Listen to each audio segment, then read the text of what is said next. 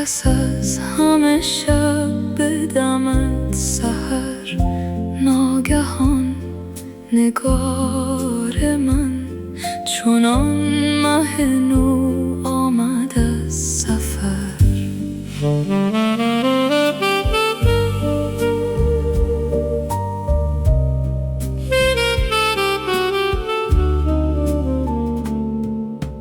امید جانم ز سفر باز آمد،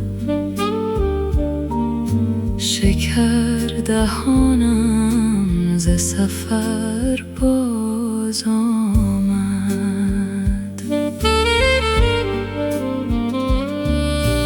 عزیز آن که بی خبر به ناگهان رود سفر، چون ندارد دیگر دلبندی، به لبش ننشیند لبخندی.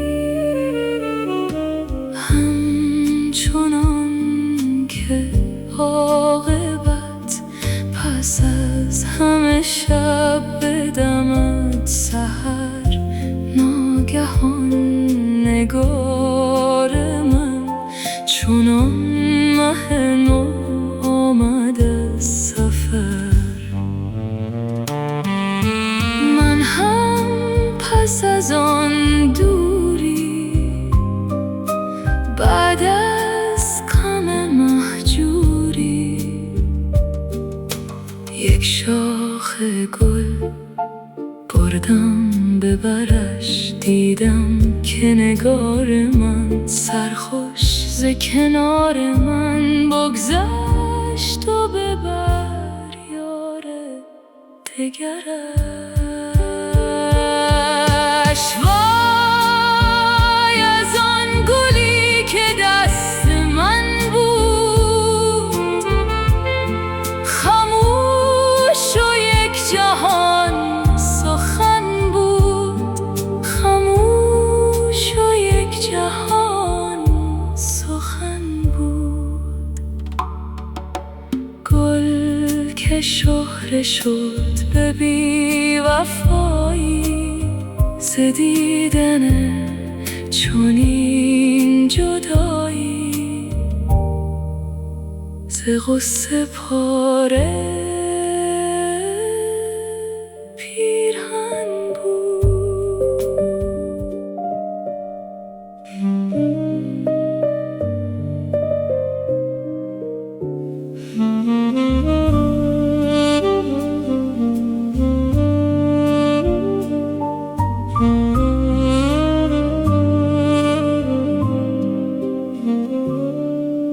همچنان که عاقبت پس از همه شب به دمت سحر، ناگهان نگار من چونان مه نو آمد از سفر.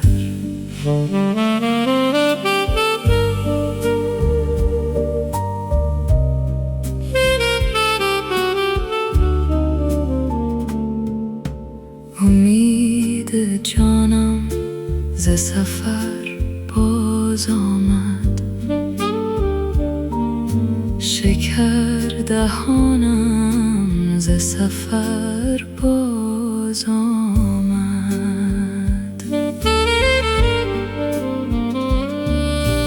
عزیز آن که بی خبر به ناگهان رود سفر، چون ندارد دیگر دلبندی، به لبش ننشیند لبخندی. همچنان که عاقبت پس از همه شب به دمت سحر، ناگهان نگار من چونان مه نو آمد از سفر. من هم پس از آن دوری، بعد از غم مهجوری، یک شاخ گل بردم به برش، دیدم که نگار من سرخوش ز کنار من بگذشت و ببر یار دگرش.